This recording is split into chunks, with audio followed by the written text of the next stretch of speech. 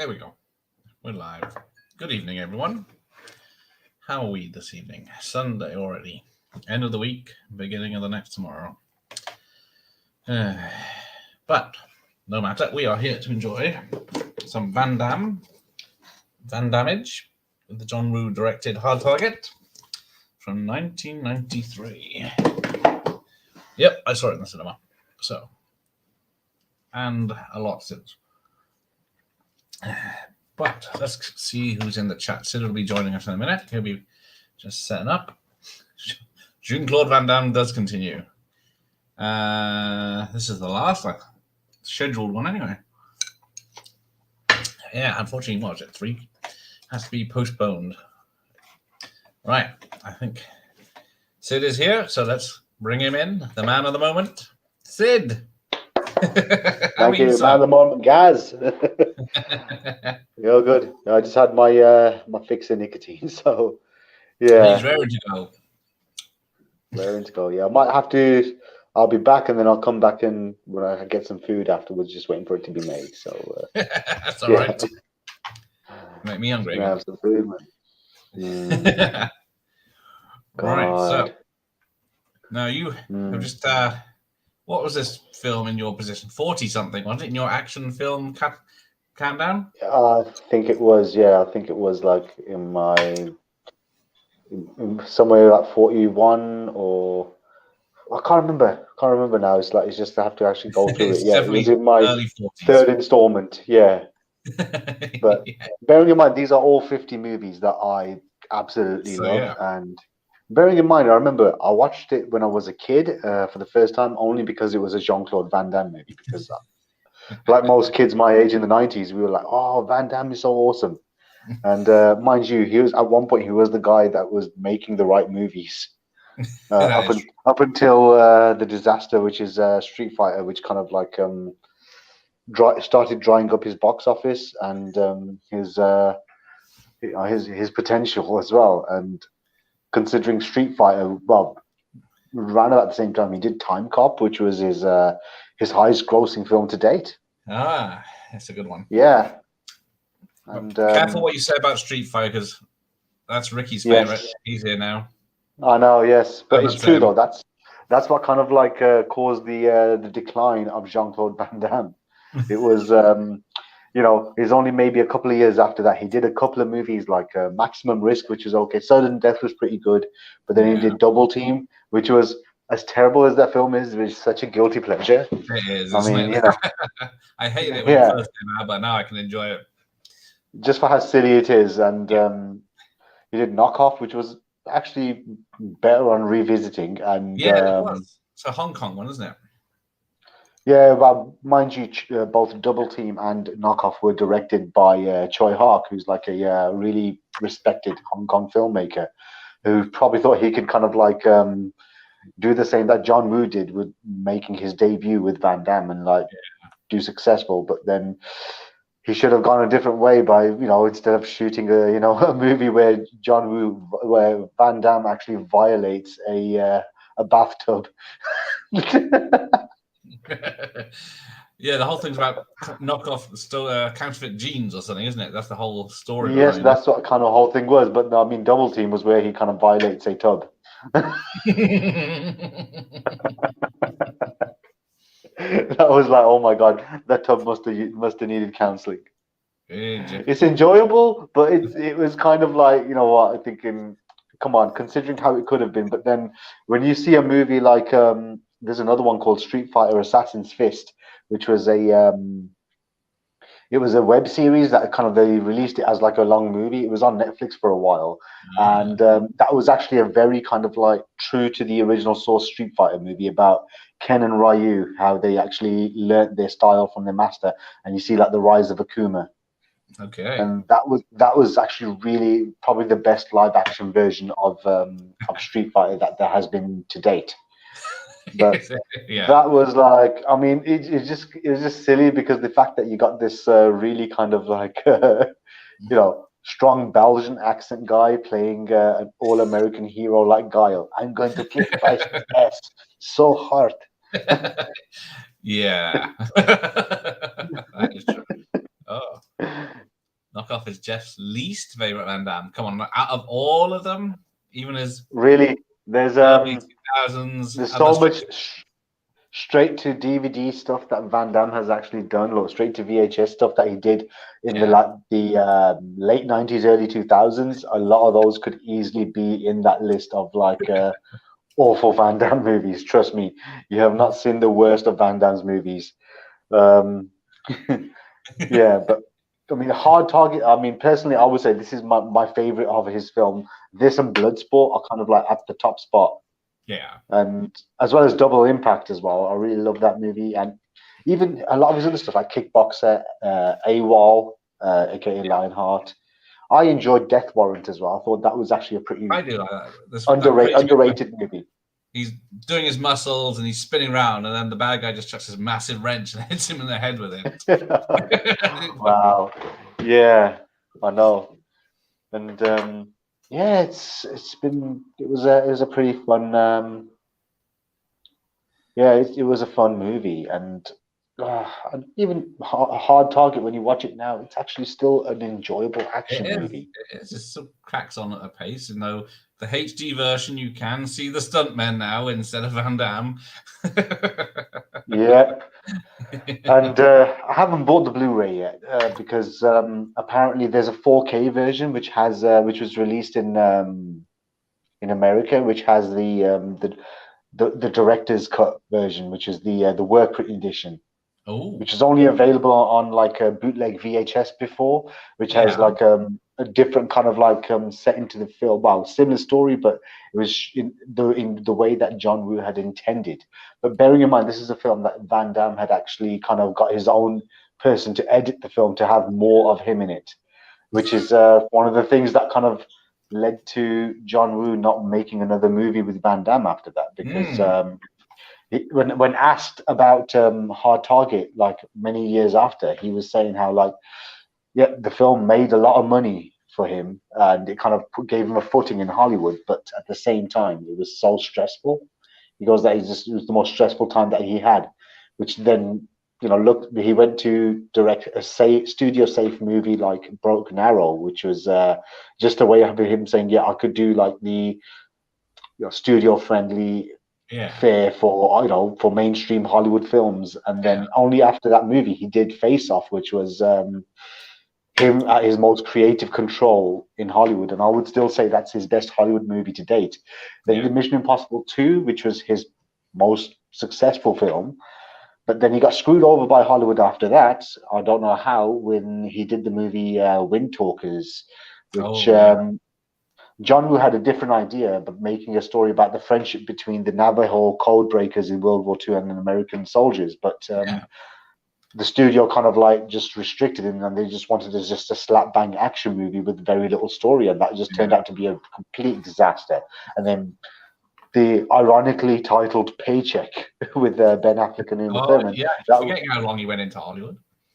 That was his last Hollywood. That was his last Hollywood movie up until when he went back to mainland China. He directed his big budget magnum opus, which I would say was Red Cliff, released in 2 parts because the film was over 4 hours long in total. But it was just it's an epic film. It's such an epic movie, like the way that it was shot and the storyline, the actors, and everything. I mean, this was like, it's a period costume drama, but just filled with awesome action. And I thought it was definitely just showed that even though that he was kind of being hampered by Hollywood for so many years, when he came back, I think he said, I'm going to make a movie with, based on my own abilities and my own talents, and show my abilities. That's where we kind of reached that. And even Hard Target initially was not supposed to have been a Jean-Claude Van Damme vehicle. It was originally written for Kurt Russell in mind. Yeah, I saw that earlier, but he couldn't get it because he was like 2 years away from. He was booked up, so they thought, well, Van Damme's been. Yeah, he was already exactly. Van Damme was more successful, but Kurt Russell was already tied up with so many commitments to other movies, and Van Damme, which I think personally, I think Van Damme was a better choice because Van Damme is an action star, and he was actually kind of like his box office results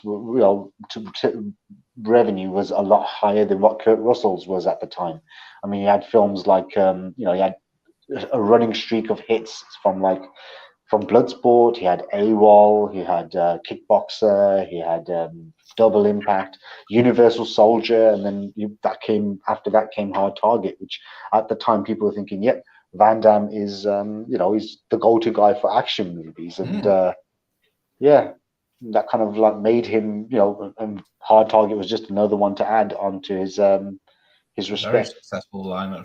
Van Damme Street Videos are decent. Worst is Derailed. Oh, it's still Takeover Knockoff. Okay, Jeff. We Die Young. I've seen that one. Is that under a different name here? Don't know. I haven't seen all of those. Okay. I think I've seen Derailed once. Hi, Jim. Wake of Death, Until Death, The Order, Shepherd Border Patrol, and In Hell are really good. Yeah, I did like the Border Patrol one. I liked In Hell. That was actually a pretty decent movie made by the late Ringo Lam. Ringo Lam did a great job in that movie, and Wake of Death was originally supposed to have been a Ringo Lam movie, but I thought it was okay, even though, like, I don't know why the movie starts off like a bloody low budget porn movie in terms of like the credit sequence. The title sequence. It kind of like it's just got this really cheapy kind of like something you'd find on one of those weird websites or something like under the counter type of movie. It starts off like those. But overall, it kind of gets better where the action comes in, and you even had like a Hong Kong actor, Simon Yan, playing the bad guy, which I thought was pretty. He was pretty menacing. I mean, again, a very versatile actor, and he got to kind of like was put to good use in that movie. Yeah. Yeah, but right. I think it was kind of like it got to a point where Van Damme and Steven Seagal were kind of competing who can make the most crappy straight-to-video bargain bin movies. Different times. Action heroes weren't needed back then. They'd done their duty. Okay. Yeah. Kurt Russell, people wanted more. Yeah. Would you have had the mullet? And I don't think he would have been able to execute those kicks. Oh, Echo's here. Hi, Echo. Hello, Echo. Dutch is here. How does it feel to be hunted? Hey, Dutch. What's up, man? See, Ricky's only a casual action person, but he does like Universal Soldier Regeneration. That wasn't too bad. I quite enjoyed that, and I actually enjoyed Pound of Flesh as well, which was pretty. Yeah, that was a good one. Where pretty good one. And Dragon Eyes, the one that he did with the MMA fighter Kong Lee, that was actually a pretty good movie too. Can't remember if I've seen that one.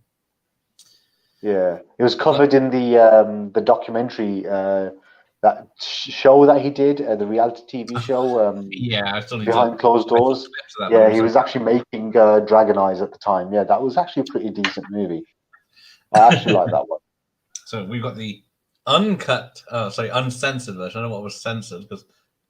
That is initially the uncut. The most uncut version that we could have got at that time from Universal, but that was just the version that was released. All right. We had that same VHS growing up in the house from my brother. My brother got that. And I thought, wow, yeah.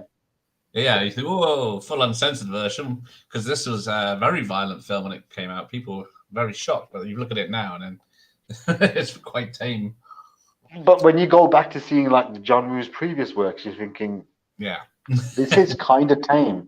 And I think the one person that we thank for letting this movie turn out to be pretty good was Sam Raimi, who was one of the executive producers. Universal brought him in to actually kind of like restrict John Woo, saying like curb him, don't let him go overboard. But considering that Sam Raimi, because there was a documentary that is like kind of a short that came on TV, but it's also on YouTube, where you get to see how like it was during the behind the scenes of Hard Target. They're discussing John Woo's previous work as well, and Sam Raimi was like, yeah, he goes that Universal brought me on because, but I'm a huge fan John Woo's work. So I've sort of said that I made sure that he gets the most John Woo movie that we can get in terms of his Hollywood debut, and it turned out pretty good. I mean, yeah. Yeah, even though it was a 2.5 hour originally cut, and then Van Damme got his scissors out. Yeah, because nobody wants to see a movie with Lance Henriksen. Yeah, if it's a Van Damme movie. Lance Henriksen, wasn't it? Yeah. Yeah. All right, let's have a look. Oh, I'm getting grind out. Right, Pound of Flesh and 6 Bullets were good. Yeah, especially 6 Bullets. Yes. Return to form. Yeah, I think Six Bullets was pretty good. Even his recent film, The Last Mercenary, which is a Netflix movie. Yeah. It's in French, but it's absolutely hilarious. That is actually quite a funny kind of action comedy. And I didn't know he was a bit stiff movement wise in that one, and looked like he had some stuntmen in stand-ins for some fights. But it was funny. It was just a funny movie, the way that it was written, and the jokes, and even his performance. I think the language barrier is kind of like removed when he's able to act in his own language. He's able to kind of like convey emotion and even have good comic timing, which kind of works. And surprisingly. Right. Hang on, let's play this thing. Yeah, I think we should. You got a copy, or are you just gonna see what happens here? See what happens here. I'm not going to be able to. No problem. Yeah, get into the living room at the moment. But wow. Yeah, the full screen. I remember those. So, I think this started with a big, massive 18 certificate, like right in the bang in the middle of the screen. Yeah, I just missed that. I remember that. Yes. Yeah, it was massive. Yeah. Just to be sure. Yeah, I remember that. So there we go, New Orleans. So, hang on, let's just check these last credits while the comments while the credits roll. Here we go. Dutch is fine. He enjoyed the show last night. I heard that. I heard Ricky won. Congratulations, Rick. No, the poll is still up. Hasn't been a day yet, so we'll see. The fight, so the fight in Regeneration.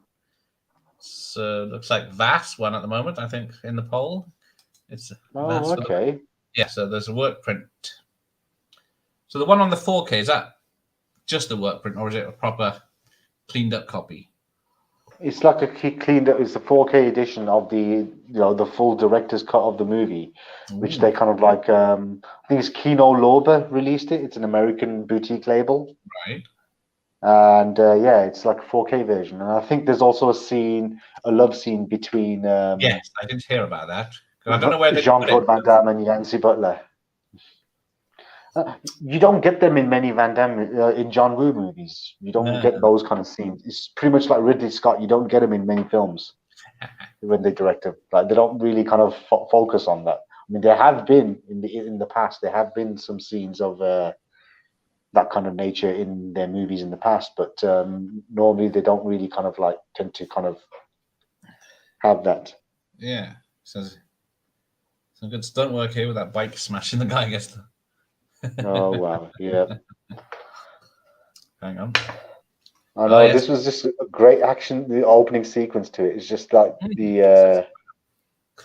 Oh, God bless you, Dutch, watching the whole thing 3.5 hours. Yeah, Ricky does carry on, so I could edit it down to 5 minutes if Ricky wouldn't.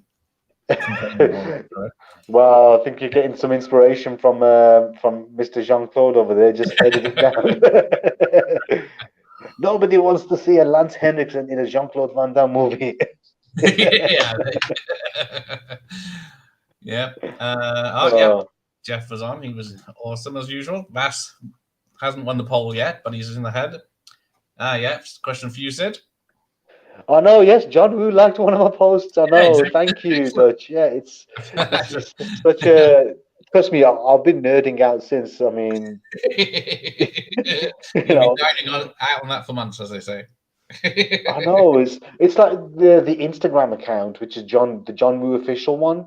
It's actually his Instagram account, which is actually it's kind of supervised by one of his daughters. But you get to kind of like see pictures of John Woo himself with his family, his grandson, and doing like the granddad stuff and all that, as well as like just about his films. He's actually making a return to Hollywood as well. He's been making a Hollywood movie in in the past few months, so-called Silent Night. It's starring Joel Kinnaman from Suicide Squad movies. Yeah, he's in it. So yeah, I know, but trust me, Dutch, I am absolutely ecstatic. The fact that John Woo's like, So I'm you like, should wow. And the fact, ironically, I'm watching a John Woo movie today for Yeah. June Claude Van Damme. Yeah, you know, Robert Tappert and Sam Raimi producers, or keep an eye on Wooers. Right. Mm. The I know, VHS. even Oh, sorry. yeah, Netherlands was the first one that got genre labeled Super action. Wow. I know, even, I mean, what I liked about this movie, there were a lot of harkbacks to his Hong Kong works as well, because you see the henchmen on motorcycles in all black with the helmets. That was pretty much from Hard Boiled that we saw that. And like, you know, I thought that was actually a pretty cool kind of like, is a cool addition to the film. And yeah, even some of the cinematography in this movie and such, like the editing is very similar to like how the camera moves in John Woo's Hong Kong movies, like Hard Boiled and Bullet in the Head and such as well. And so, you know, luckily they were able to use an editor that actually knew how to kind of like splice the scenes together in comparison to like his Hong Kong works. Okay. Yeah, I mean, I could see why they were trying to curve him in as well, considering that Hard Boiled had like at the time, I don't know what is right now, but at that time it had the highest body count in the movie and the highest number of time a gun was fired in the film as well. It still holds that record. Hard Boiled is. Well, yeah, I was going to say at the end of this, it's like a full clip to each person, isn't it? He doesn't hang around at Van Damme at the end of this. It doesn't hang around. You don't see much like watered down John Woo movies in Hong Kong, except for Once the Thief, which was like a light-hearted action comedy, but there was not as much of a body count or blood squibs going off. Oh, I love seeing Yancy Blood. I'll have to see that. Yeah, because I can check that out now. She liked one of my posts once before as well, and I'm like, wow, you know, showing off now. So I was like, okay, you know, I'm like, you know, wow, Yancy Butler. I tagged her in mine and said I wasn't allowed, so you must be doing something right. You see, I was too young. I think I was only about 8 years old when Hard Target came out, so I couldn't watch it in the cinemas. Standing on someone's shoulders. Yeah. Trouble is, I can't remember what it was like on the big screen when I saw it. It's too long ago. I remember it's kick-ass action. And good news, Ricky is retiring from Fright Night Fights. He's lost to Vast too many times. Get the fight night guns and say in Vast's capable hands. Congratulations, Vast. You're the best there is. Nothing's gonna ever keep you down. That's diplomatic of you there, Dutch. People's champ. Oh, don't say that. I mean, People's champ. I said to God, I get defeated. I'm stepping away. Crazy busy at the moment. Yeah, we don't need Ricky. He brought nothing to the show but trouble yesterday. So, yeah. So yeah, because the story goes that Yancy's character, when her was young, her father left her mother and then disappeared, never to be seen again. But they're still kept in touch by mail. Wow. But yeah, she never visited him or anything. So, yeah, no, Yancy's very she's very, very, very active, and this is when I did my top. Yeah, one of her accounts, and I'm like, wow, you know. And she still looks amazing too. You know, it's like, wow, you know, she looks good for her age. I'm like, wow. Yeah, because how old is she in this? Oh yes, the mullet, the mullet. Oh yeah, here it comes. I'm that mullet. My digital copy. It's way behind. Here we go. Yeah, the close-ups of Van Damme and eating. Yes. Again. How much? Like, yeah. Rocking greasy mullet, earring, big jacket. A 5 o'clock shadow. Because is he homeless in this? Because he doesn't seem to have. He's like an out of work sailor. Yeah. And what do they do in New Orleans when they need money? Yeah, exactly. Yeah. That's what I mean. It's like the fact that they had to kind of like get. I mean, the fact that Van Damme had a very thick Belgian accent still, which you couldn't hide, and yeah, he's from the quarter.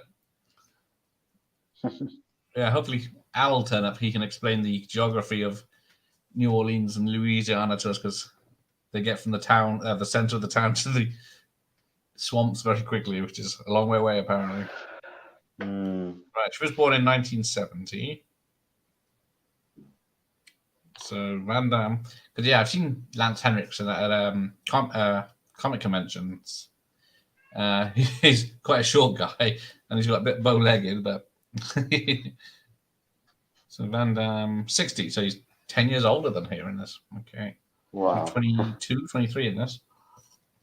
Wow. Won't be allowed now. Nos is here. Evening, Nos. I still own Hard Bullet the Killer and Bullet in the Head X Rental. That'll be good. I've only got Hard Boiled on VHS retail.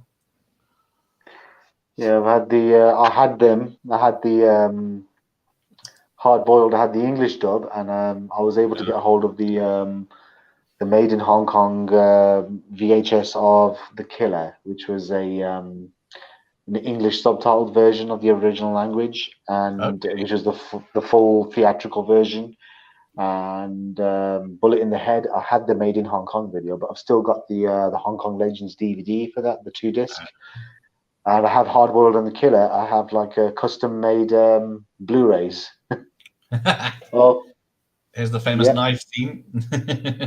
Yeah, I mean, what I loved about the way the scene is shot, like, was because Van Damme just kind of like sweeps over like I've got a gun. Sweeps like like wow, it's like a sword, like he's just gonna like use it as a weapon, like damn, bam. Kicks the glad glasses off. Now, yes, there's a guy there with a similar mullet. Yeah, that he sweeps his leg I on know, the like, yeah, your mullet ain't shit. Your mullet ain't shit. I don't know if that's his stand-in on Stuntman. Exactly, so and then had the same haircut for the sake of it. Here we go. And then smashes a ball. I expect it. Here's this is straight into that metal pole. Ow! He's dead. Sweep the leg. Sweep the leg. Sweep the leg. Oh yeah, just finish him. Yeah, he just trips him over, and the guy's down. I know. Someone's going through a window, all in slow motion. Yes, that's how John Woo does. John Woo, slow motion. Hit. Yeah, kicks the back of the head. Slow motion 10 times in one shot.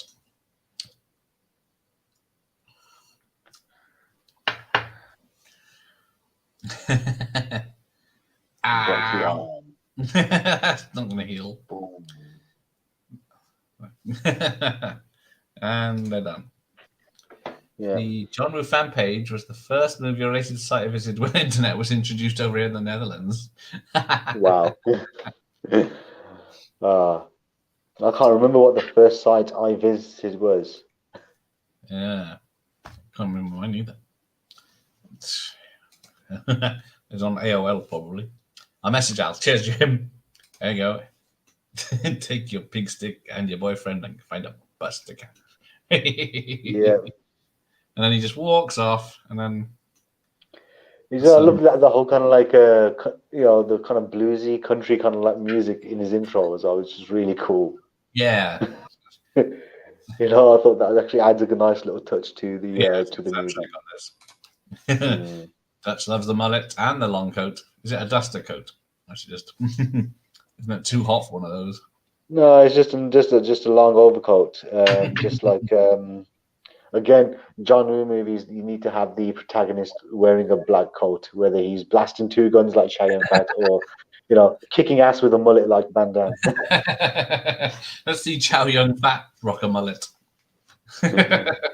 I wouldn't. I don't think he ever has had like a mullet, but like maybe he has in the early days. I'm sure he's done a movie. Yeah, he has done a movie where he has like really long hair. Yeah, he did kind of have like the long hair mullet kind of thing going in the 80s. Yeah, I think that's the most shocking thing about this film is the mullet. And the fact there's no one in the whole town because, yeah, he breaks his arm. Steven Seagal style. Oh, ripping off Seagal. That's not good. Really cool look for him. Oh, Al's coming on good because we've got lots of questions about Louisiana and why the streets are deserted. There's no the police are on strike apparently.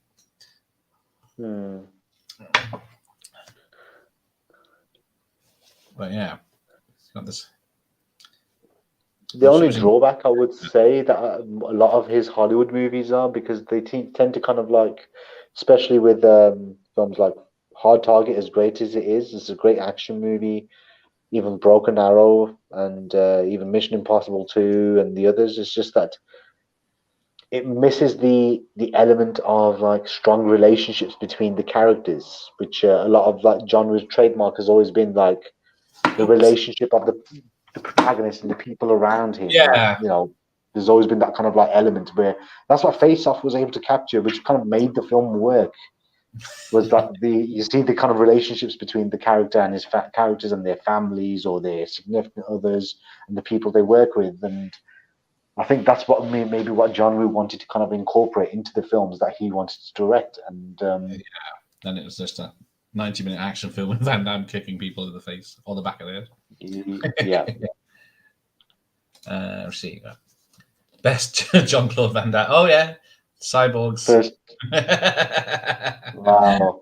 I haven't seen that film in years. I think the last time I did see it, I think someone had a bootleg version of it up on YouTube, which was remastered and all. And I wasn't really impressed. I used to love the film as a kid, but then you watch it now, you think it is kind of hokey and like, but it's, you know, I appreciate it for its kind of aesthetic and the kind of the visual style of the film was pretty good, but that's all there is to it, and there's not really much else going for that movie. It was another one that was edited into a 90-minute action film because the director did there is a director's cut which is completely different called Slinger, but I think it's only available in Germany on DVD. So I think really, of Cyborg?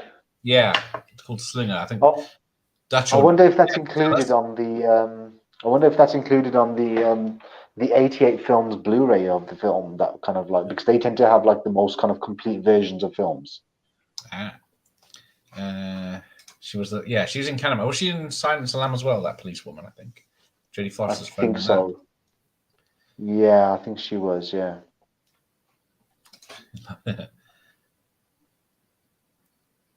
Wash your hair, Van Damme. He don't need to wash his hair. He took a chance. He took a chance. Yeah. I don't think with the real chance not take any offer from the lead, pretty young lady rather than being on a boat full of sweaty old men. Yeah.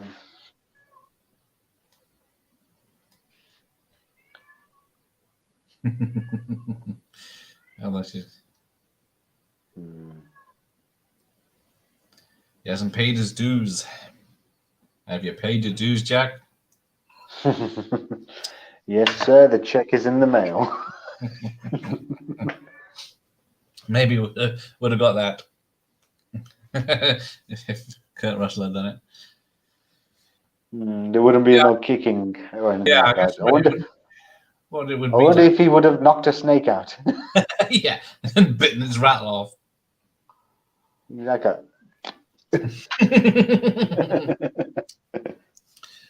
She does have the piercing eyes. Yes, she does.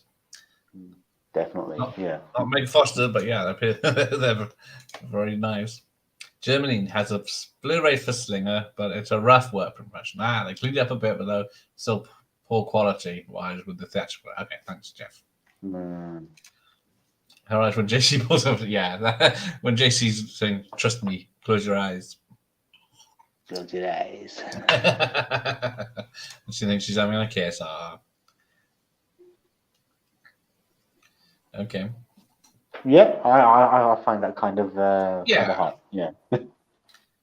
Yeah, Look at that fancy convertible she's got too. That's like SUX from bloody RoboCop.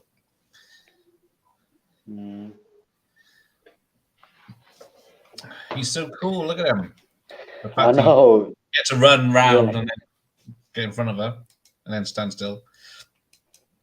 That's the beauty of John Woo's works. It's like normally he's used to casting actors you'd never see in an action movie normally, and makes them look like really good action stars. There are more actors than action stars, whereas this time around he's actually directing an action star. Yeah. And so you actually did make him look cool.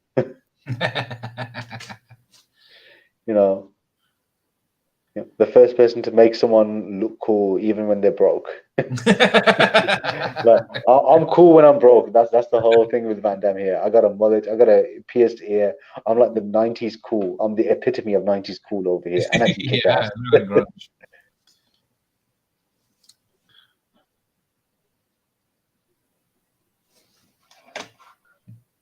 Mind you, there's also another channel on YouTube called, I don't know if you've checked it out, The Viking Samurai. I've seen some of his. Yeah, when I look up stuff.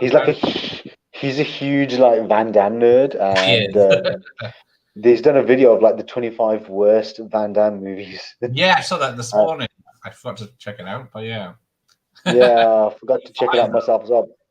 I know he's been doing a lot of interviews with the real Frank Dux. I haven't watched them yet, but I've seen them pop up. I still can't. I don't know how to kind of like how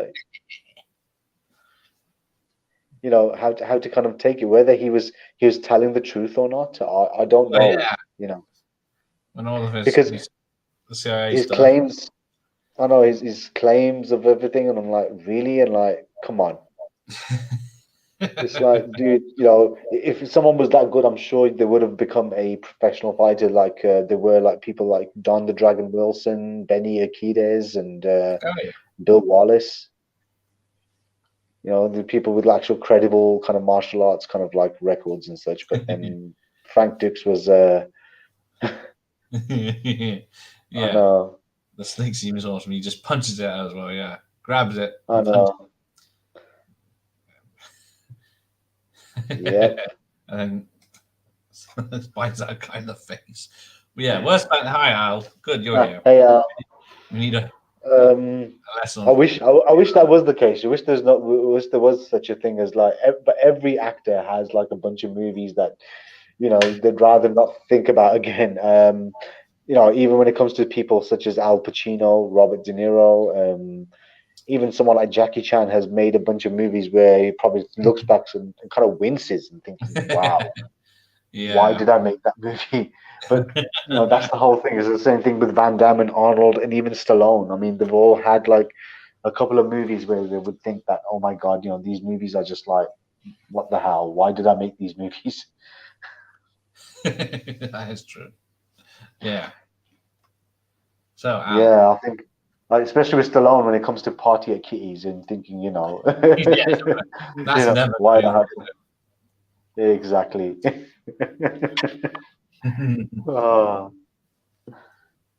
So, is this Al? Is this a good representation of New Orleans in the early 90s for you?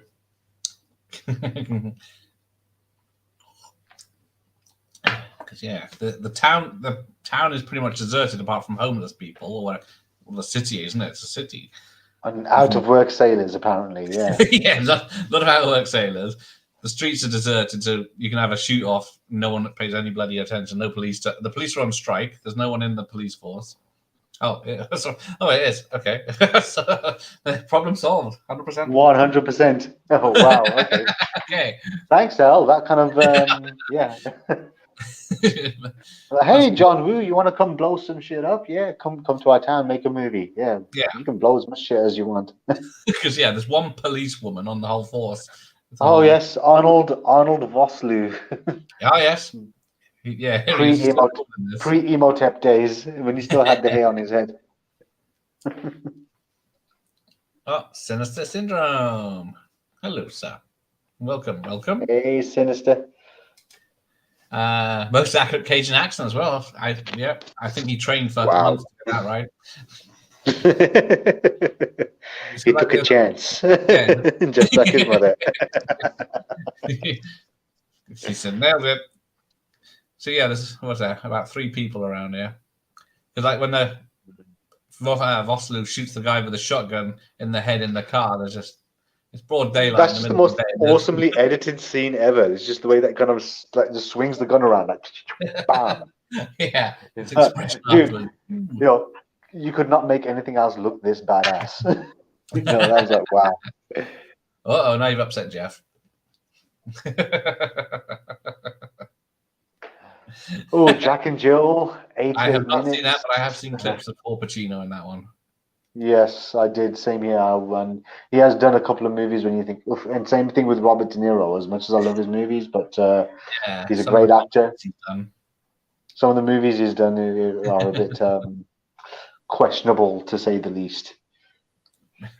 But then you have filmmakers like David O. Russell and even Todd Phillips trying to give De Niro more credible work. Yeah.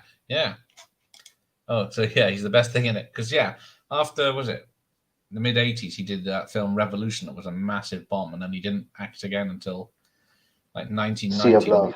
Dick Tracy. Oh, was it Sea of Love or then Dick Tracy? Yeah. That was in the '80s. That was kind of his comeback, which kind of like got him back into. Yeah, that was a pretty good thriller, Sea of Love. Yeah, it was. Yeah. It's like straight cruising, though, wasn't it? Just. Yeah, Randall. Maybe it wouldn't want to hurt my feelings. But yeah, apparently they had such good chemistry with Lance Henriksen. They could have had a whole film of them. Definitely. I've seen the Birdemics, guys. Jack and Jill. Birdemic and Birdemic 2. Most dangerous game. Running Man surviving Jim Carter. I love that Jim Carter film. I believe that's a man-hunting movies. Never Hunt a Man. Oh. Yes, Running Man, definitely. That's a great movie. Oh yeah.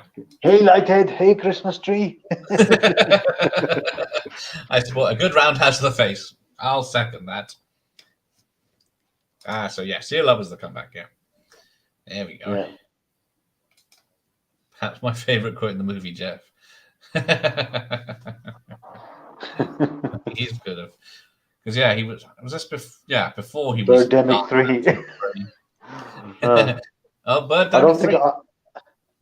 I don't think I've seen the first two. I don't think I've seen the first two Birdemic movies, but can't put myself through this.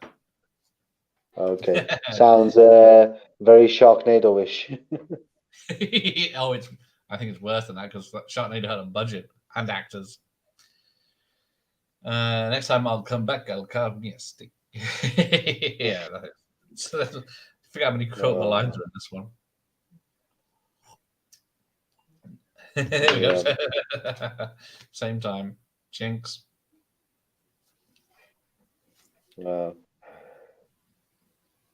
Lance Henriksen is such a great actor, though. He's just he did that TV show he's doing at the same time, Millennium. Yeah, I like. That was a great program. I love Millennium. That was a great show, and even his work in films like of course, his work as Bishop in Aliens was, he was really good in that, and he had like a bit part in the first Terminator as one of the cops that gets blasted in the police station. I'm trying to tell a story. And get shut up. And he's the guy who shoots John Cazale in Dog Day Afternoon at the end. He's the FBI kind of like agent at the airport. He's the one who shoots him. Okay, so you got the jazz bar that's empty as well now. I guess the extras were too expensive in New Orleans for John Woo to fill up a bar. It's the one thing people go to there for, isn't it? Definitely, yeah. It's like jazz music. Well, they just come out doing their parades like, was it Live and Let Die? Oh, yeah. Yeah. Not the most accurate representation of New Orleans, but yeah, it was fun. His piano scene montage. Oh yeah, because is he? I don't. Yeah, he's not obviously Not yet, yeah. doing a good effort. Mm. Yeah, usually you have a rock montage, but no, you got a piano one, yeah. Mm. And then you got the friendly bird helping him around it, helping him solve the case. Mm.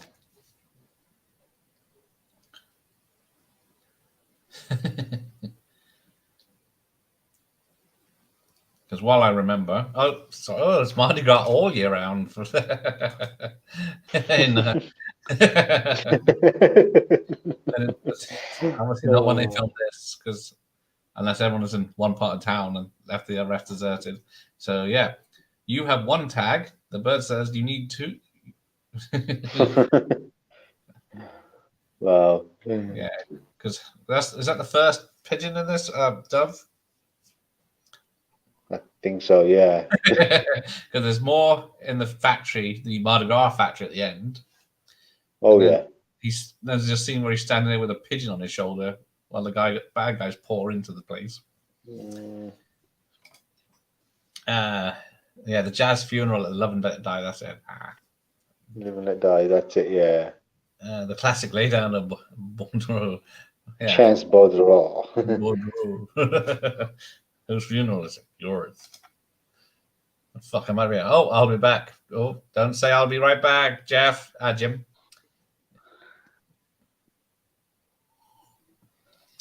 Oh, wow.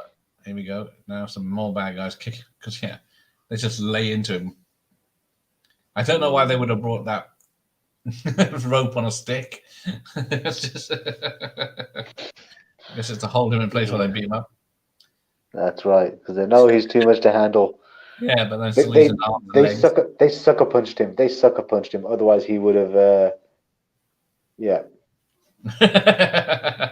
They would never beat him if that was the case. In reality, he would still, you know that Chance would never take a chance. Yeah, did they read his file first? I can't remember where it says he's special forces and all this stuff. That got kicked out of the army. He's like, yeah. He got kicked out of the army because he ratted out. Chucked his commanding officer over the side of the ship because he was smuggling heroin. Only one pigeon was used. Yeah. Oh wow. They're cheating like a dog getting from behind. Yeah. Well, the way I'd sneak up on Van Damme. Why haven't they got him? Yeah. Otherwise, you'd end up like that snake with a permanent concussion. Never sneak up on Van Damme. I don't know. Do you think he thought that would look cool, or do you think he thought that would be funny? Let me punch a snake. Yeah. I think I'm gonna have to like grow a mullet somehow and then go to New Orleans. Oh yeah. Yeah. Just grow out a mullet. Get my left ear pierced, and have a long overcoat and just walk in slow mo. with some Levi's 501s on, Oh yeah. Because is he wearing cowboy boots? I think. Yeah, and the cowboy boots. Yes. Because they were the rage. They were the rage back in the 90s. I remember that. Mel Gibson wears them in the Lethal Weapon films, and he can still run like a gazelle. So yeah, they're pretty good. Last time I got them, I couldn't move. So I love this movie. 6 or 7 in the John Woo ranking bit. Okay. Actually, the wrong thing. He's done with Dolph Lundgren, didn't he? He did Blackjack. Blackjack, which was a pilot for a rejected TV show. Yeah. It was supposed to have been a series, but it didn't work out. Because he did another pilot, which did get picked up for just a one season of the show, which was Once a Thief. Yeah. And but Blackjack didn't happen. Yeah. Looks like they were clearly in range of a roundhouse kick. Yeah. Here comes the piano solo montage. The fat guy answering the phone with the bad ear. which has some really awesome kind of piano like that no one else has ever Yeah. seen. Don't know how rich this Was he the guy that gets? I'm sure he's the one who gets his head blown off in the car. That's him. Was Yeah, he the one? fat guy. Yeah, that's him. Yeah. Or was he the one who gets? I'm sure. Was it someone who gets killed in a when looking through the keyhole? And that's the coroner. Yeah, that's right. Yes. Told to do a second autopsy by the cops, so they kill him all. Oh, did mullets ever go out of style? They just went out to reach for people like myself, so those are the days. Yes, definitely grow a mullet before you come to New Orleans. There you go. Grow. That's a very interesting word. Growing a mullet. Nobody says anything about growing a mullet. Not me. Yeah, I might go to go from the back of my head. Is that a good one? My hair is already grown out. There you go, ready for vacation. What month is Yes. it? Is it summer? Get your stubble and an ear piercing. Get some Levi's cowboy boots and a duster. A black overcoat. Yeah. Then you can pick up ladies like Yancy Butler in New Orleans. Yes, just take a chance. It's called taking a chance. The remake of Once a Thief. I see. Yeah. Okay. Yeah, it's like kind of like a yeah. I ended up getting that on DVD by accident because one of my earlier videos, I think unboxing video gone wrong. I was expecting the John Woo's Once a Thief, the Hong Kong movie with Chow Yun-fat, but you got the TV show. I got the TV show. I was like, what the hell, But then the people who sent it, whoever it was, they said, "Oh, we're sorry, it's not your fault, so we'll let you keep it." I thought, you know what, it's okay. I'll rewatch it. Yeah, you keep growing that mullet, Jeff. You'll be so cool. Yes. Yeah, that's a good point. One of those, they must one of those flyers on the pink or orange paper. Did anyone get the number? Because I was interested in calling it. The hero, the action man of the hour, Bass is here. Oh yes, Action Lives Matter too. That's it. That's his next channel. The new channel is going to be called Action Lives Matter. Yes, he won. a spin-off channel. Arnold, yeah, they were great in this. They could have carried the whole film without Van Damme. Oh, it's 105 degrees in New Orleans at the moment. Shit. So I just go to the swamp. That's in Fahrenheit. That's in Fahrenheit. That's less than degrees Celsius. What we We'll take a chance. We'll take a chance. Henriksen is an underrated actor. Yeah, he was definitely. He was up to be the original Terminator before Arnold, wasn't he? Because he was the type of infiltration unit.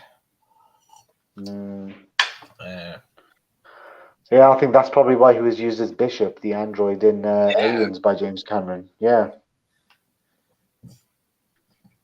There's a lot of these zoom ins, and then things swap, and then it zooms out. Like when Vosloo was standing by his bed the other day, it like shows him lying down and sitting there, and then it zooms out, and then suddenly Vosloo's in the room and standing next to him. I noticed that earlier. Oh, yeah. Oh, 40 degrees. That's good. Pathetic. Although we call it heat wave at 25 here, don't we? So it's just the humidity. That's what happens in the UK. It's like it's not the heat itself. It's just the humidity. It just gets really kind of like. Ugh. I mean, I don't mind the heat, but it's just the humidity I don't like.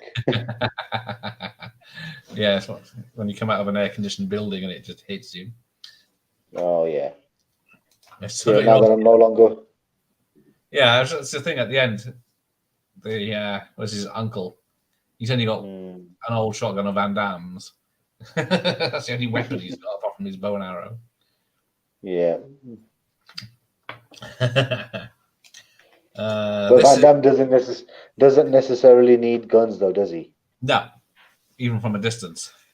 I think this is the VHS version. Yeah, this is the uncensored version. which I need to look up why what's censored. Does that mean things were just covered over in the theatrical cut? Right. Holy shit! That is hot, especially here in the Netherlands. Very humid one here. So yeah. What do we get in the UK? About 3 days of really hot weather, then 2 weeks of a night of thunderstorm, 2 weeks of rain, which is what happened now. Poor Wilford Brimley is never going to live down that diabetes advert, is he? Yeah. What I don't get is I keep forgetting that that cop lady, what her name is, the actress's name. Yeah. Worth looking up. I mean, that is worth looking up. I mean, she was pretty. Yeah, she was kind of cute. There we go. Cassie Lemons. Yeah, Silence of the Lambs and Candyman, like we said. For this coroner's got a very nice house.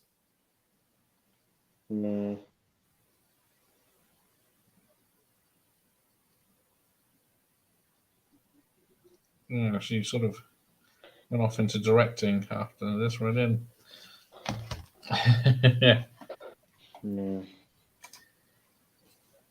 Yeah, you don't have the humidity like you do in New Orleans. I can understand that. Right next to the swamps. Yes, why the hell? Oh no, Al's had a realization.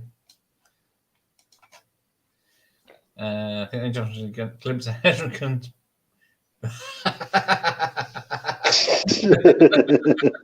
That's right. Just when he thinks he's won. Whoops. What a line. Whoops.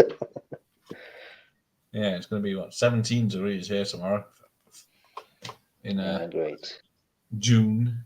Oh, here comes the keyhole. Yeah, because how does Vossler know what's happening? He's outside a door. He has no way of knowing what's happening inside. I guess the only way he's been waiting there is to you can see a light in the hole and then it goes dark, I guess, is the only way of knowing. And of course, there's no police around to investigate any of this.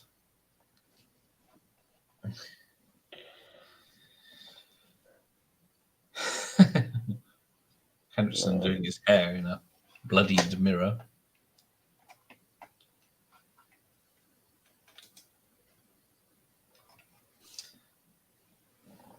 Yeah. Here comes the sad bit. Oh, dear. Okay. Yeah. She's pretty, but it's a plus that she's a person of color. There you go, a woman of color. You know. Has been, my preference has never really been like based on color or whatnot, but you know, I'm like pretty women are pretty women, regardless.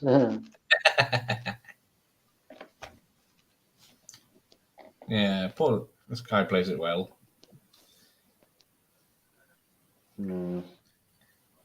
Heartbreaking story for him.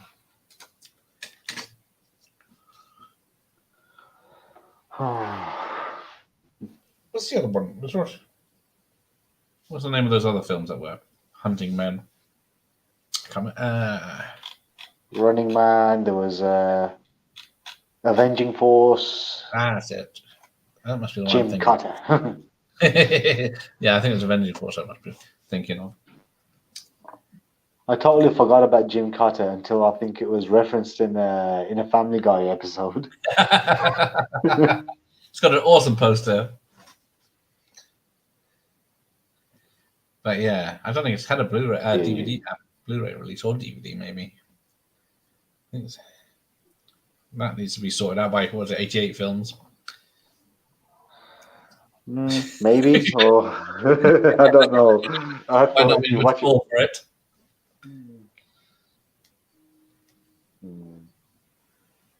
Oh, the game is afoot.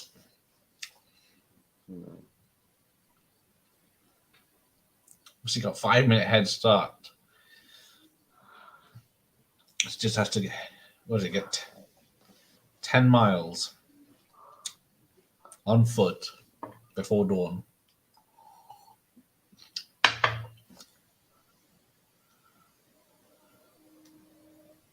Mm.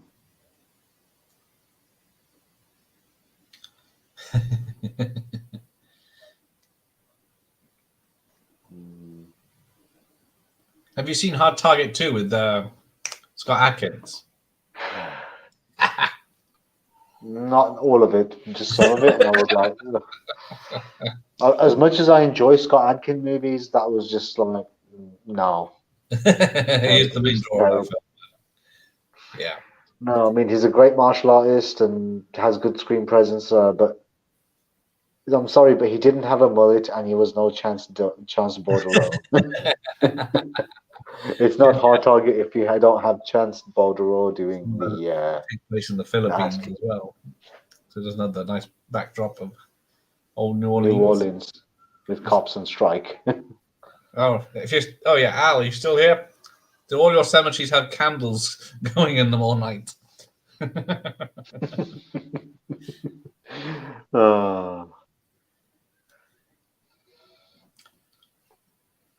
Hang on, he's on foot. They're running in bloody jeeps. He's not Again, this one. I mean, this is what I mean though. It's great use of like the blue tone and the colors of like the night. I mean, again, a perfect thing that John Woo had done. Even when it comes to like some of the scenes in Hard Boiled, you get this kind of blue tint, and it looked, it was used great, and even the movement of the camera is just really good. Yeah, he's zipping in and out of this cemetery. Mm. These motorbikes. Yeah, it's kind of, again, these motorbikes, these henchmen just remind you of Hard Boiled through and through. Surely he easily find somewhere to hide. Mm. I know he's got. Oh, here we go, walking into motorbikes. That is true. Henriksen was also an awesome villain in The Stone Cold from '91. It's a great film. I can't remember if I've seen that one, Stone Cold. But was it Brian Bosworth? Was a big blonde undercover detective, and damn, the other guy, the bad guy. I think I remember seeing the trailer for that on. Was it your channel or? Yeah, I put it on my channel. Yeah, I remember seeing it, but I don't think I've ever. Can't remember seeing that movie, whether I've seen it or not. I haven't seen it on disc here anywhere. No, but you better hold on to that. Hold on to that tape, because it might be worth something. They all are in 100 years. At least £1. Oh, wow. Yeah, this guy. Apparently, there was a woman who, a couple who kind of like left their vinyls, first pressings of like vinyls, and at a relative's house, and who was grieving, and he ended up kind of just giving it all to like a car boot sale, and saying some of these vinyls are said to be worth over thousands of pounds, considering the Beatles, David Bowie, Rolling Stones, and all those things. And I'm thinking, wow, you know. No, I mean, a serious vinyl collector would not be leaving those things lying around. No. See, he shoots him with his one bullet gun, and then he chucks the cartridge away, but he says, "Get that and clear this up." That's what he's showing off, leaving evidence.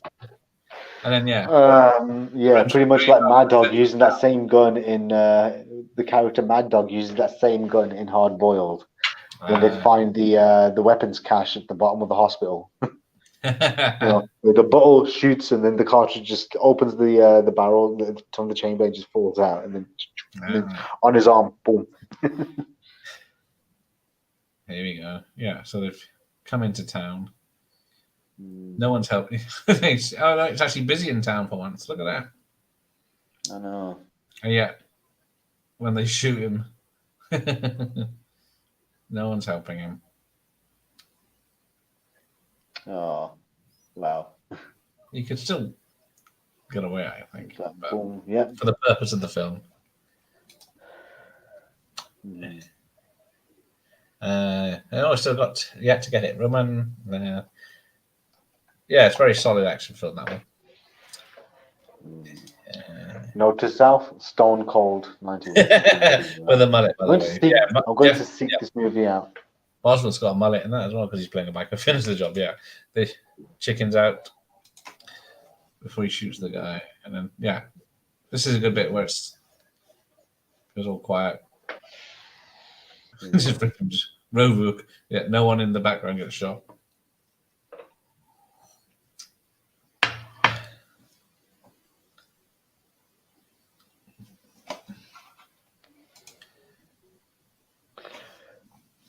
I mean, that's one of the action tropes. One thing I've kind of realized in a lot of like 80s, 80s and early 90s action movies, where whether it's an Arnold Schwarzenegger movie, a Van Damme movie, a Stallone movie, or a Steven Seagal movie, they always tend to have one of these two kind of like really big cliches. The hero, the protagonist, has a really close black friend. He's like their best friend, or the bad guys tend to be like old rich white guys, like super rich, like kind of bad guys, like old white guys, like Dick Jones. Dick Jones, or enough of that last night. Dick Jones. How many times? Do not fuck with me. Do not fuck with me. Oh, there you go. Hardball is the #1 action movie ever. Oof.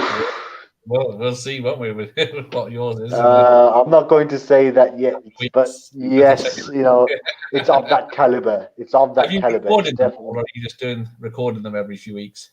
I'm recording them. I'm trying to do them once every week because I haven't been able to kind of like do it on a weekly basis. Normally, I'd get a video out every week, but when I was working from home, but then because since then I've actually got a new job where I'm actually going into the office now. So it's kind of hard because I also kind of like started hitting the gym again, and it's a bit difficult. Even though it's 4 times a week, I try to kind of like what I'm doing now is because I'm able to kind of maybe record on a Friday night and then spend Saturday just editing it.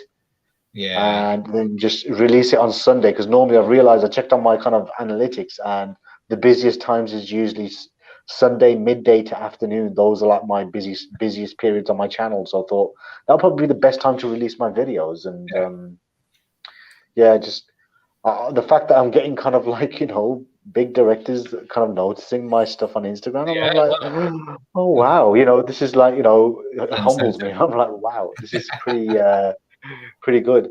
And the fact that the percentage of my female viewers have actually gone up as well. So I'm thinking, I'm doing something right, Just getting back. And I'm like, hey, not too loud. I don't want them hearing.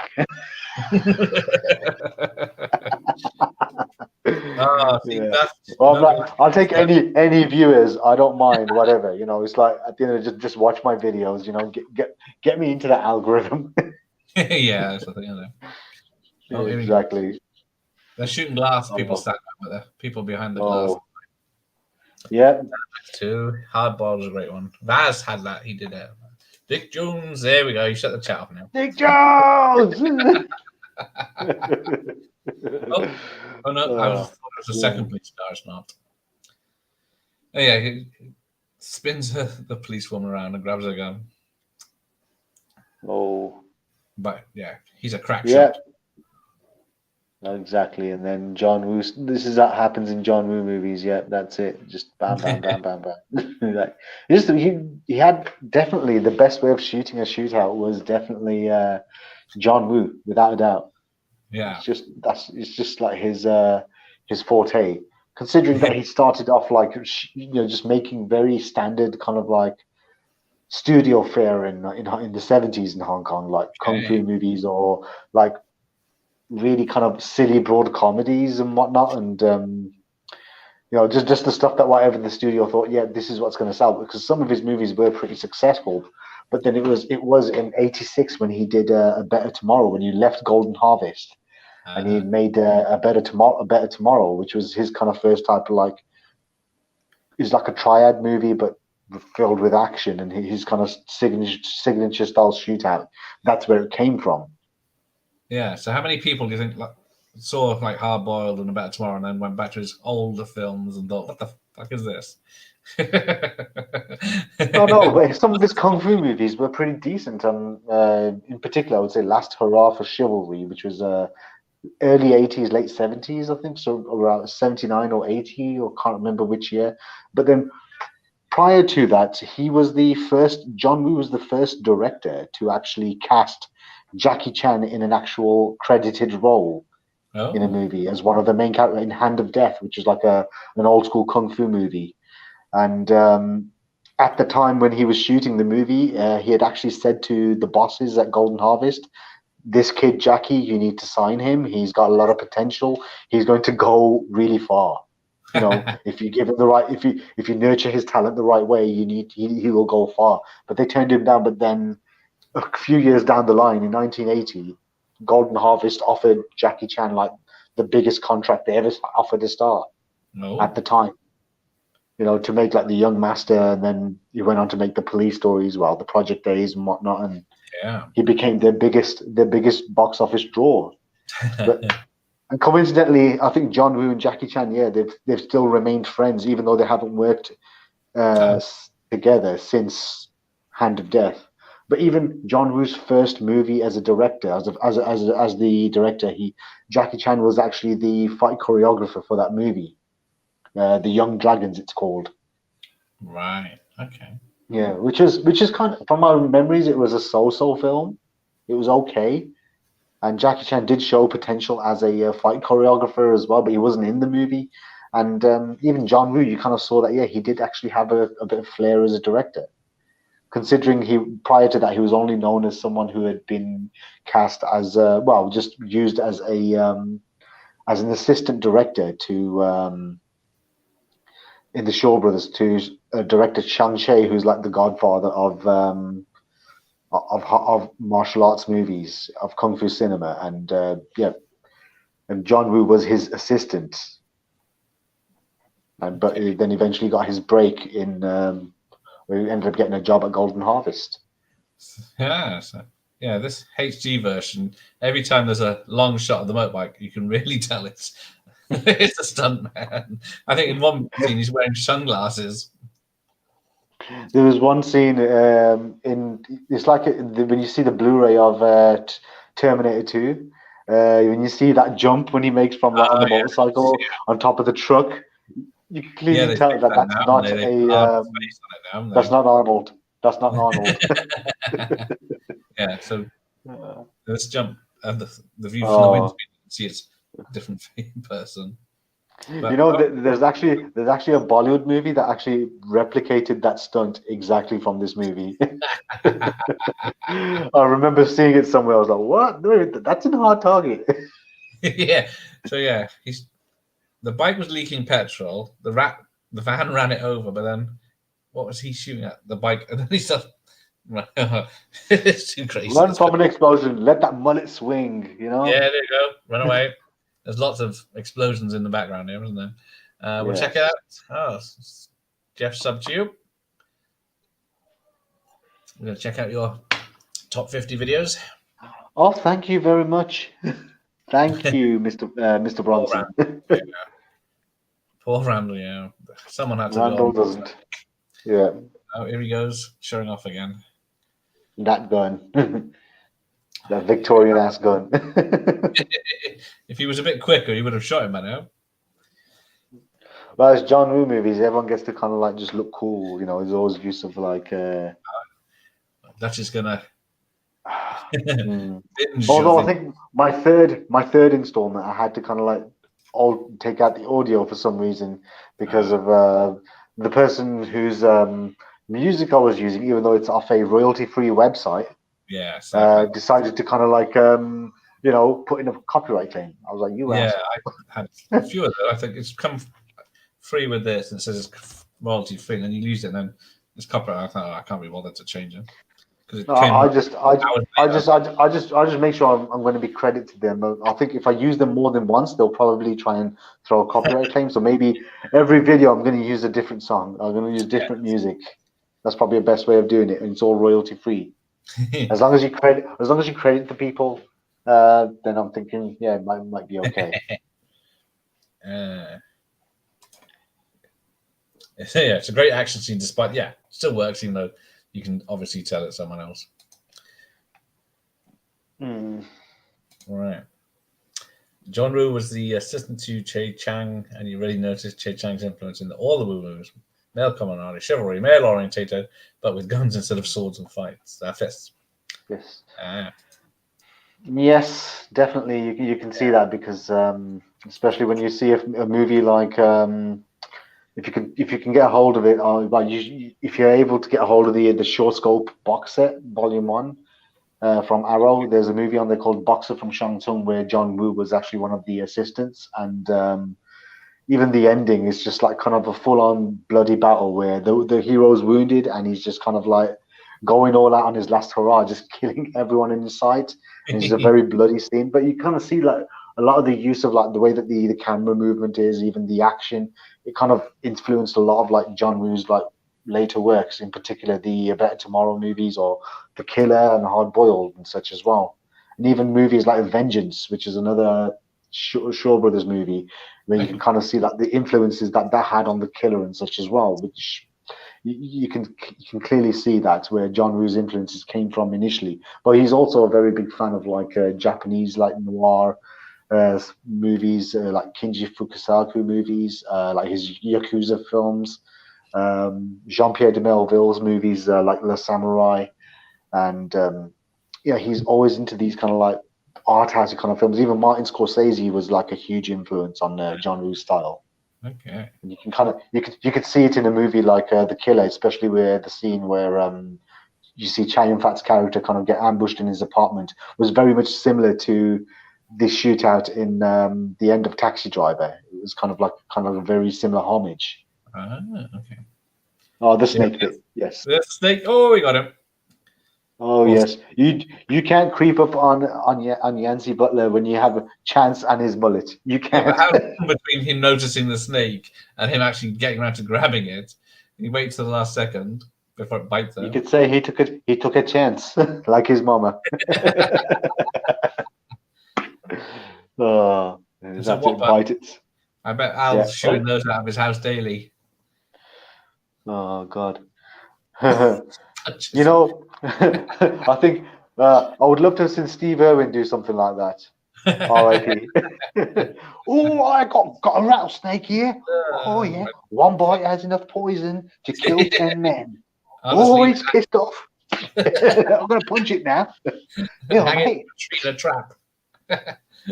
Yes, a nice little trap for the bad guys. Yeah, it doesn't. So I don't get how the trap works. Where he got the stringed, or I guess it's vine, and then it pulls the leaves off the snake, wakes it up. Yes. Oh yeah, and that's it.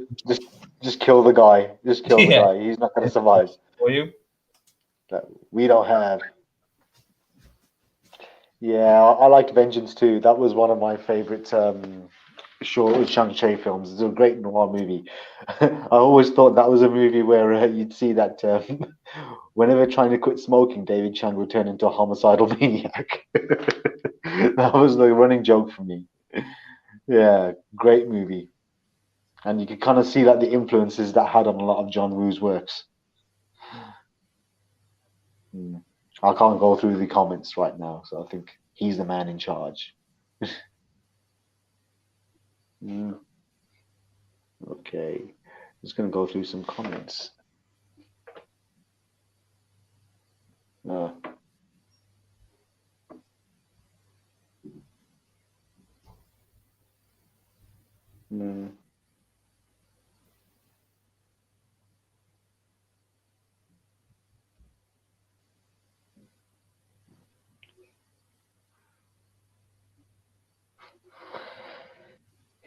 Yes, I know. Yeah, definitely, I agree. Vengeance is great. I mean, I love the opening sequence to that movie. The title sequence is really cool as well. It has a really dark, kind of noir type of setting to it, which was not very kind of common, especially for like a kung fu movie. And I could see where Shang-Chi was going into like a different direction with a martial arts movie doing something like that.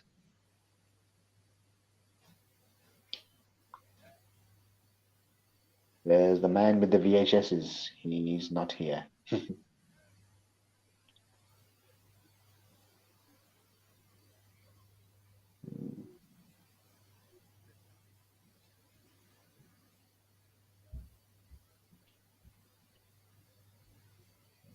Mm.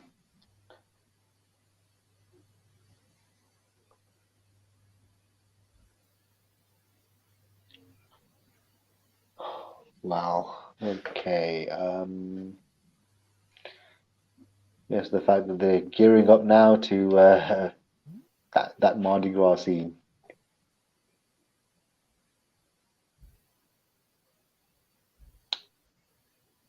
Mm.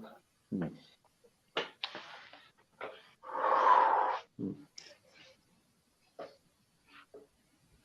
Mhm. Oh yes.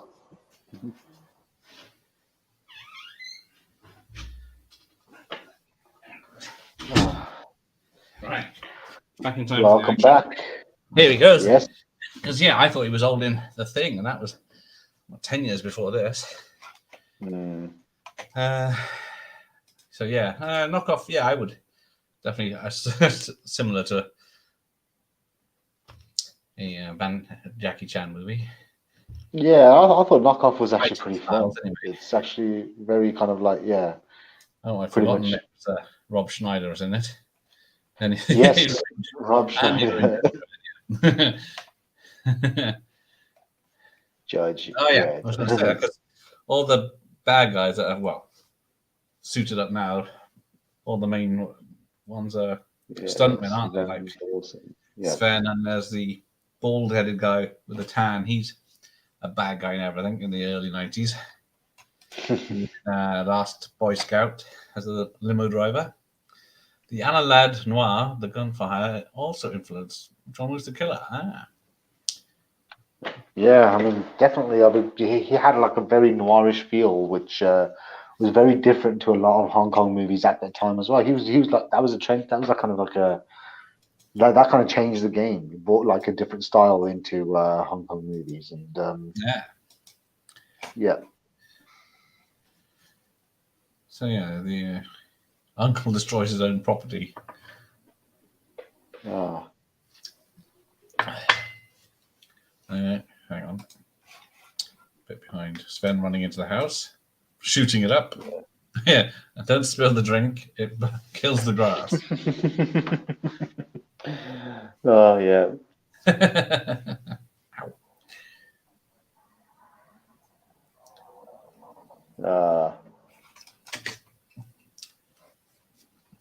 Because yeah, what is Brimley doing his best?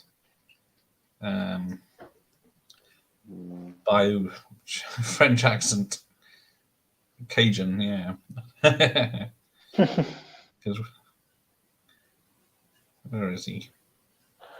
I love how those guys on the motorcycle just keep their helmets on all the way through. Yeah, no matter what's happening. And yeah, I think clear inspiration. I see. Legend has it that one of those men was the Stig. This was one of his earlier gigs before Top Gear. Yeah. Which Stig though? There's what, 3 or 4? All of them. All of them. This is them. Who has dynamite lying around? It's a John Woo movie. There needs to be explosions. They got to look cool. No CGI explosions, but real explosions. That is nice. It's like, yeah, I go back and watch these old films. What did I watch?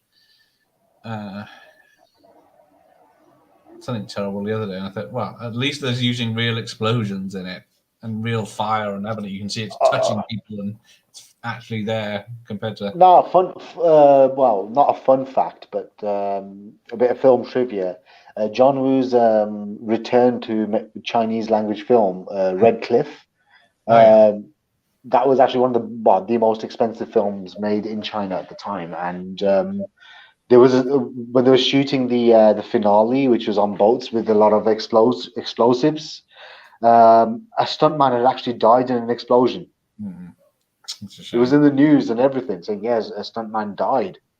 And when you see the end of that movie, you think, wow, okay. I mean, I don't think they would have used that take, which included the dead stuntman, because that would have been a bit kind of like distasteful. Yeah. You know, but I'm thinking, wow, you know, the fact that someone died whilst making this movie just makes it even more like, wow.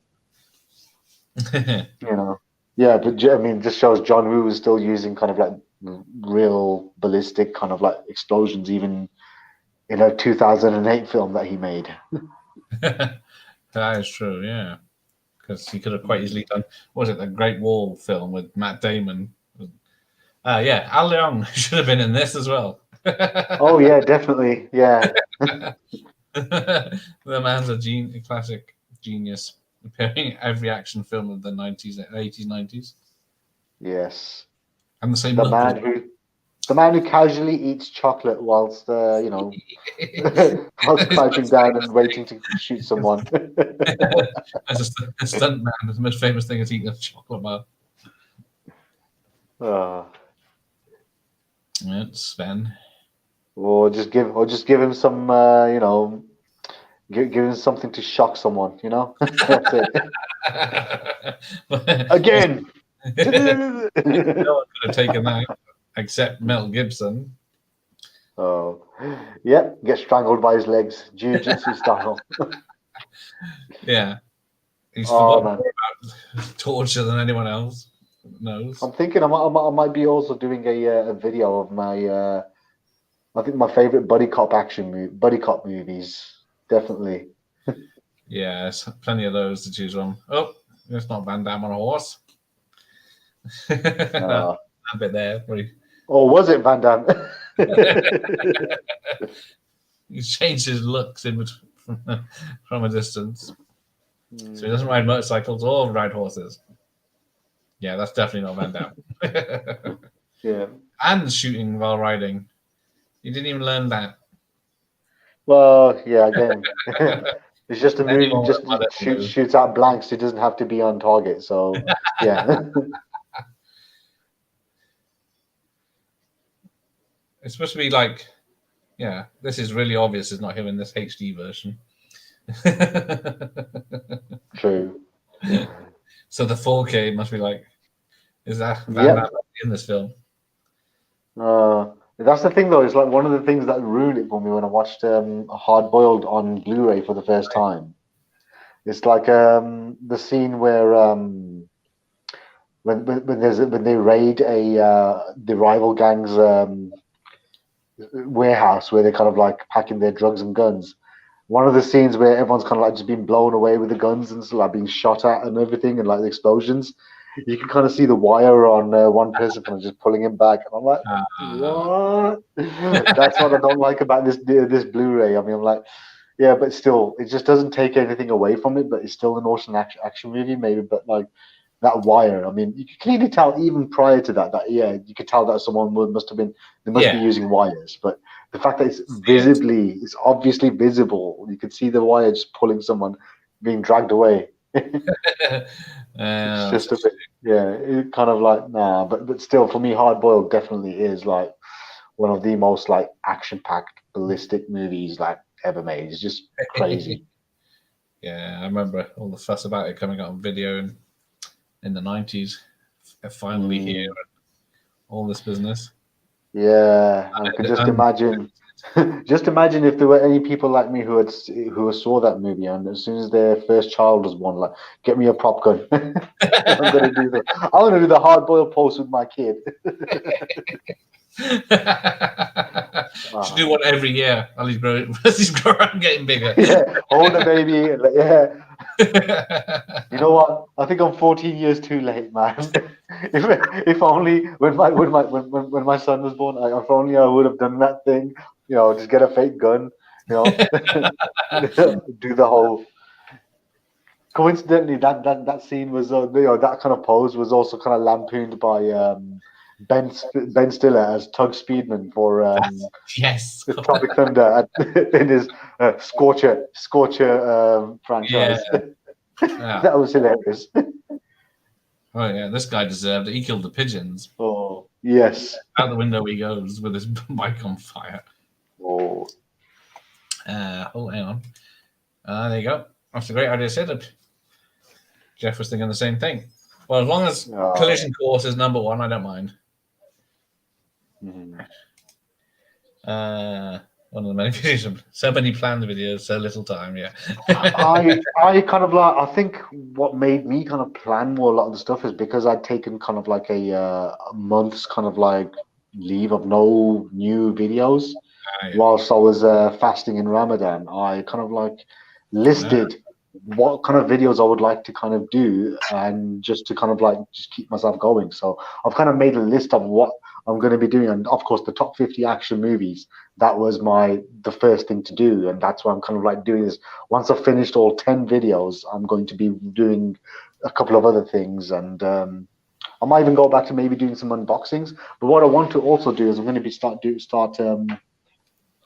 have more like interviews with other YouTubers. Some of those that maybe if I could reach them and do it in person, film it, or if not possible, just do it via Zoom or something, and just have like a little kind of casual chat, and just that way kind of building a community, and then who knows, just if the channel kind of like decides to get to the road to 1,000, and then maybe get to the point where I can easily maybe start interviewing people in the industry as well, and then that would kind of be really cool.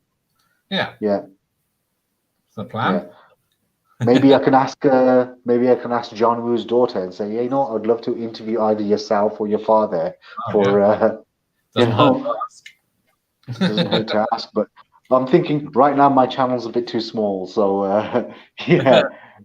come on. Yeah. Me asking like one of the biggest auteurs of action movies to kind of like with just shy of 260 subs at the moment, I'm still kind of like, I'm not even viral, man. Maybe she'll see your passion and go do it. I'm thinking, yes. Yeah. Has anyone? Yeah. Have you got the 4K of this one? All right. Oh, Al's got it. Oh, yeah. Okay. Jeff's got the Blu-ray UK one. I was going to get the Blu-ray, but I was thinking, you know what? I'm just gonna probably try and when I get myself, I'm thinking if I might do an exchange of PlayStations when I get the PS5 for my son. I might just take the PS4 from him, and then use that way I can watch 4Ks as well. So I might just get the 4K then.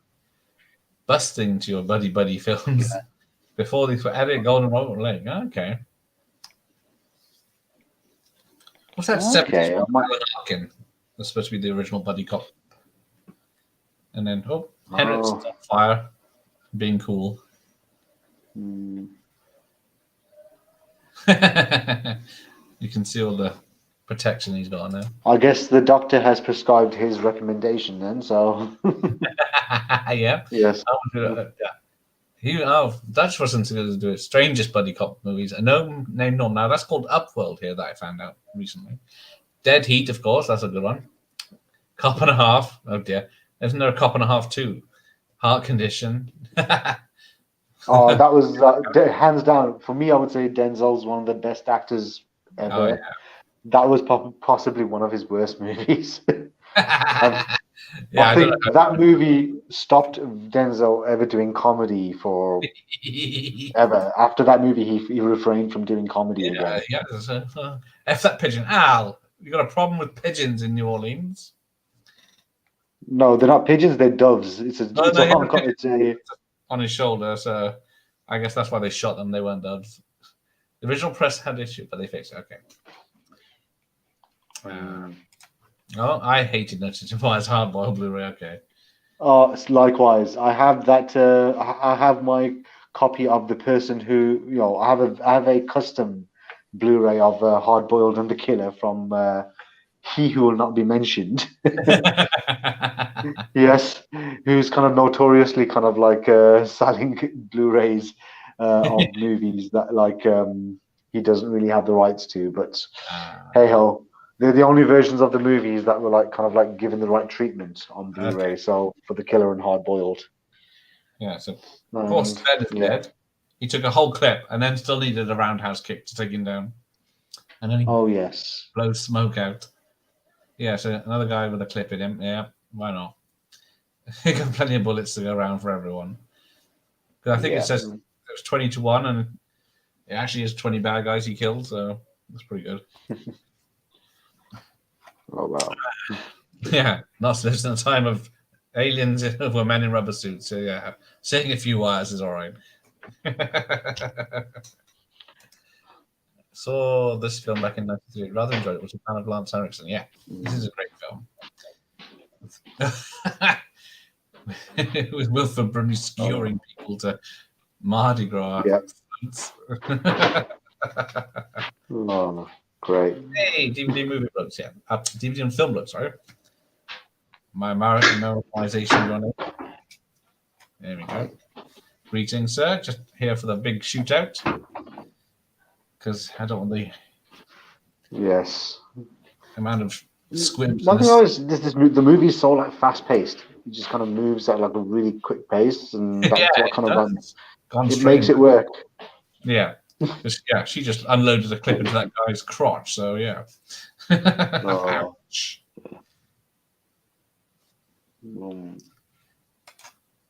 Yeah, Millennium was a really solid show. Psychic serial killer solver. Van Damme doing flips when he doesn't really need to, and swinging around men with machine guns. Yeah, because it makes it look cool, isn't it? So that's cool. What's going to happen. Definitely bam, bam, bam. Oh. Bam. Yep. You shoot people and also, administer some Van Damme-ish roundhouse kicks and boom. Yep. Spin around. Yeah, throw the gun and catch. Let's face it. I mean, the reason why we would watch a Van Damme movie is not for just the action. It is for the kicks.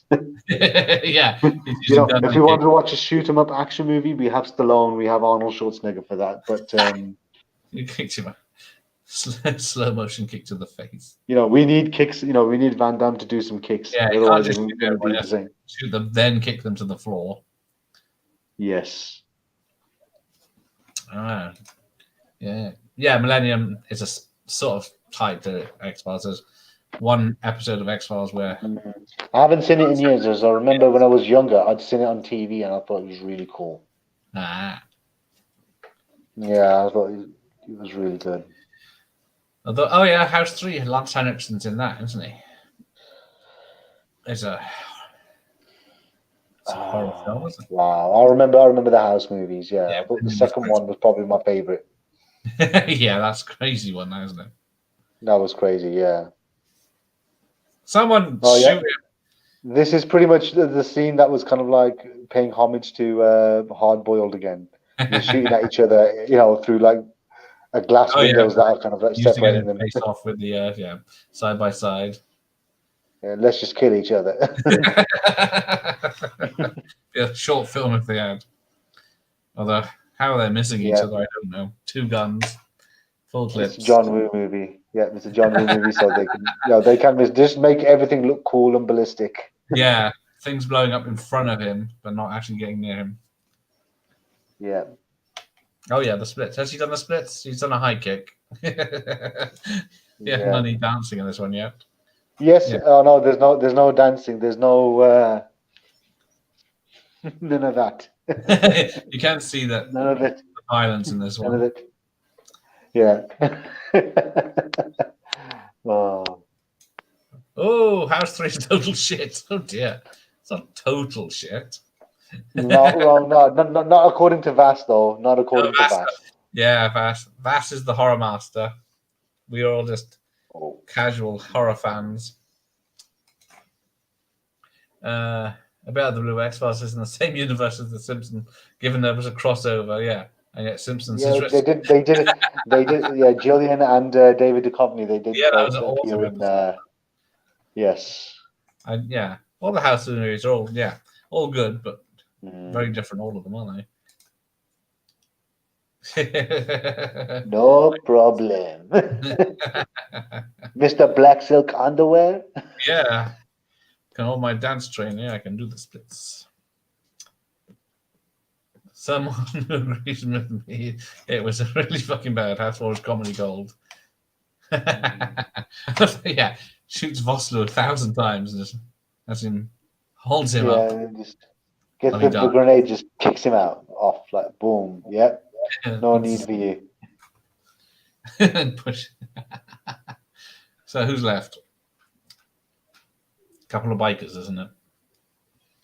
Or is it just Lance now? Oh, he's got 2 guns. I don't know why he's still holding his 1-bullet pistol. It's not much use in this fight.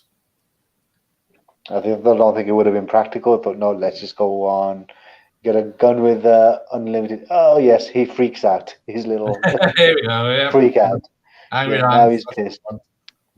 And yep, the muscles come out. Yeah, she takes his jacket off. I don't know what the point of this was.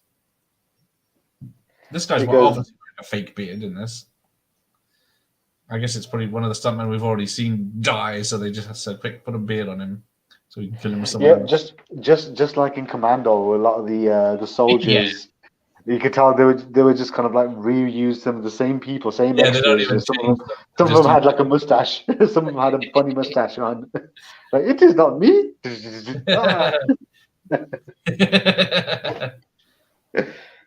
Oh wow. Yeah. Oh, there, do a backflip and a spin, and then I don't know what caused that explosion. Last night, Bath was proven the action master. Oh, they're all turning against me. Help me. Unfortunately, I can't get involved in that yet because I'm already doing my list. So once I've done my list, we'll see. I'm gonna have my top 10 up, but into my last 2 videos. The same list, top 10 as mine.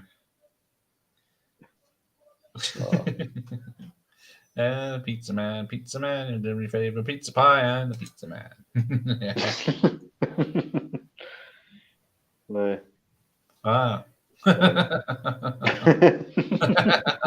I fancy pizza now. God damn it, everyone. Stop mentioning food. We had it last night. Coincidentally, it was a Cajun chicken pizza. It would have been perfect for tonight. Get my Cajun accent on. Accent. Take it out with that then, not. Yeah, don't blame me. I can't control the guests. The pizza was alive. Yeah, Pizza the Hut. Van Damme, stop flipping through everyone. Just shoot someone. He shoots him. He shoots everything else. It explodes in a hail of fragments, and then he shoots Lance Henriksen with a shotgun, and it just causes a tiny bullet hole in his shoulder. Because you had to go out in that epic way. I want to speak to him about this. Look, the mullet is ready as well. Come on. He's an action man with a mullet and muscles. Come on, mullet and muscles. Brimley. Yeah, then he uses the arrow to tie her hair up. I don't know what that's about. Exactly. If you want a Yancey Butler, you're gonna have to get some mullets and muscles. Universal only got their money's worth with Van Damme in the 90s. The special weapon is a reference to Kurishoya's Yojimbo. Yeah. Action movie logic. Gotta love it. Yes. You mean this isn't a documentary? Oh, the gun is empty. That has no style when it comes to horror. Oh! Ooh. Talk about shade being thrown. Just give me a moment. I'm just gonna get the lights on now. Okay.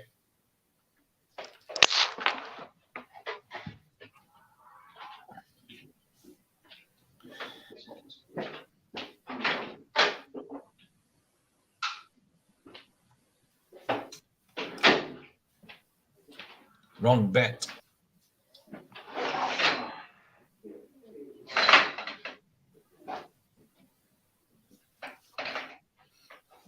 Okay. Yeah, that's true. Lionheart was. Yep. Right. Naval Lion is a universal. So, yeah. Load. You could just load. I don't know. I don't know who released that movie, AWOL. I don't know whether it was just picked up by Universal or not, but yeah. I remember. It's a Guild video, wasn't it? Yeah. It's like Bloodsport. It's kind of like picked up by Warner Brothers. It's a Canon Films, but then MGM's got the rights for it now, so it's like it's kind of that's kind of like his movies are older movies are kind of like in a weird space for some reason for distribution. Yeah, because like who was it? Who did Seagulls? They're mostly all but Mark for Death, I think. Mark for Death was Fox, whereas majority of Warner Brothers, yeah. Yeah. Until he went stale. Yeah. Oh, see you later, Nos. Oh yeah. AWOL was released by Guild, in the UK on the VHS. I don't know what it is now. I don't get how people can hate that. Hate House 4. It's hilarious. I don't believe I've seen House 4 yet. I've seen it. I can't remember. Oh, yeah, this is a good thing. How do they? Who's holding the wood when it's on fire? Because obviously someone's doing it. But he's still going to burn his hand to fucking bits. Yes. He's holding it.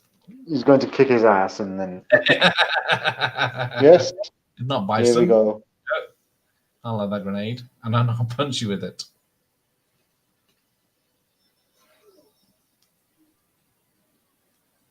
Boom. Yeah. Sorry. I guess that's Van Damme's contribution to birth control. I love it. You think, oh, you got it. You got it out. Just not far enough. Ha ha ha ha ha. Boom. Whoops. Oops. Yeah. Boom. Because, like all the others, grenades like blew up the windows of the office that other guy was in, but this one like just an isolated one. Just takes that one guy. Yeah. Like the bad guy was made of fireworks or something. Yeah, who's got the rights to Canon Films now? MGM, and now they're owned by Amazon, are they? Amazon, MGM. Okay. Yay, Wilford Brimley's all right. He's got no house, so you can. I think they do, yeah. Yeah, I think I only have Bloodsport on DVD, which is a Canon movie, and that's a Warner Brothers DVD. Yeah. I'm trying to think. Not his little drinking cup.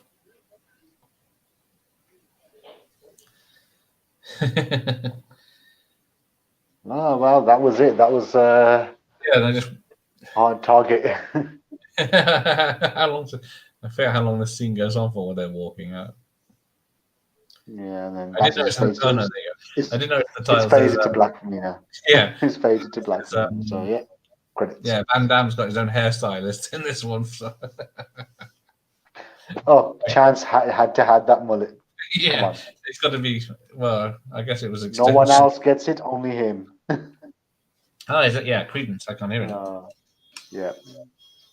Right then. All right, I'm gonna go off and eat. So yeah. Well, thanks for joining me. No worries, man. Lots of information as always. Teaching me. Because you don't need to teach Vass. He's the horror master, but action master now. Action master, yes.